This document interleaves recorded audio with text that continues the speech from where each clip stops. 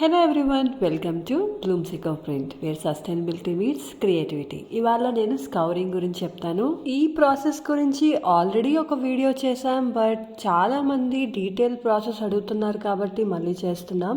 మీ అందరికి కుంకుడుకాయలు తెలిసే ఉంటాయి కదా, వాటిని మిడిల్లోకి బ్రేక్ చేసుకుని వాటర్లో నానబెట్టుకున్న తర్వాత ఒకసారి ఒక 10 minutes వరకు బాయిల్ చేసుకోండి.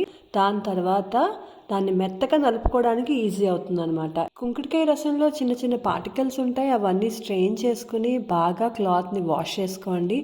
Next step is very important. ఎందుకు అంటే ఆ క్లాత్కి ఏమాత్రం కొంచెం స్టార్చ్ ఉన్నా, కుంకుడుకాయ రసం ఉండకపోయినా ప్రింట్ సరిగ్గా రావు. So 4 to 5 times make sure to wash it properly. ఈ స్టెప్ మాత్రం ఎకో ప్రింటింగ్లో వెరీ వెరీ క్రూషియల్ స్టెప్ అని చెప్పచ్చు. ఇది కరెక్ట్గా చేస్తే నెక్స్ట్ ప్రాసెస్కి ఈజీ అయిపోతుంది. So that's all for today. Encourage eco printing, save the planet. Thank you.